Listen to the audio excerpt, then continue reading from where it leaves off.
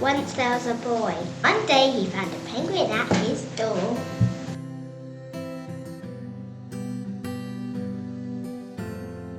The boy didn't know where it had come from, but it began to follow him everywhere. The penguin looked sad and the boy thought it must be lost. So the boy decided to help the penguin find its way home. He checked the lost and found office and no one was missing a penguin. He asked some birds if they knew where the penguin came from. But they ignored him. Some birds are like that. The boy asked himself, but the duck floated away. He didn't know. That night, the boy couldn't sleep with disappointment. The boy wanted to help him, but he didn't know how. The next morning, he figured out that penguins come from the South Pole, but how could he get there? He ran down to the harbour and asked the big ship to take him to the South Pole. But his voice was much too small to be heard over the ship's door.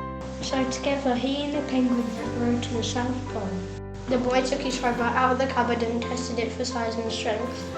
They packed everything they would need, and together they pushed the rowboat out to sea. They rowed south for many days and nights, with the boy telling stories all the way. The penguin listened to everything the boy said. They floated through good weather and bad, when the waves were as big as mountains, until they came to the South Pole. The boy was delighted, but the penguin said nothing. Suddenly it looked sad again as the boy helped it out of the boat. The boy said goodbye and floated away. As he looked back, the penguin looked sadder than ever. It felt strange to be on his own, and the more he thought, the more he realised that he was making a big mistake. The penguin wasn't lost, he was just lonely. Quickly, he turned the boat around and headed back to the South Pole as fast as he could. At last, he reached the pole again, but where was the penguin? The boy searched and searched, but he was nowhere to be found. Sadly, the boy set off home.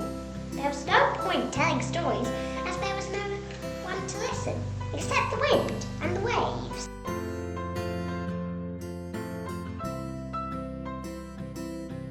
Then the boy saw something in the water ahead of him. Closer and closer he got until he saw the penguin.